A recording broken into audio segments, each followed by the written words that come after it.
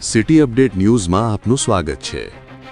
નવસારી જિલ્લાના ગણદેવી તાલુકાના બિલીમોરા શહેરના ગોહરબાગ વિસ્તારમાં આજે બપોરે સનસનીખેજ ઘટના સામે આવી છે। ચંચલ જ્વેલર્સ નામની દુકાનમાં લૂંટના ઈરાદે આવેલા 3 અજાણ્યા શખ્સોએ દુકાનના માલિક પર ગોળીબાર કર્યો હતો।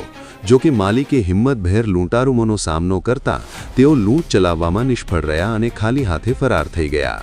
ગોળીબારમાં ઈજાગ્રસ્ત થયેલા માલિકને તાત્કાલિક સારવાર માટે ખાનગી હોસ્પિટલમાં ખસેડવામાં આવ્યા છે, જ્યાં તેમની હાલત હાલ સ્થિર હોવાનું જાણવા મળ્યું છે।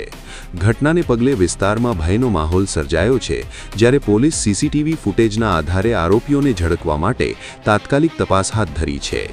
માલિકની બહાદુરીને લઈને સ્થાનિક લોકો તેમની પ્રશંસા કરી રહ્યા છે। City update news Sufiyan Mulla, જોડાયેલા રહો, કારણ કે હવે શહેર નહીં સમગ્ર દેશ કહેશે। આ છે સિટી અપડેટ ન્યૂઝ।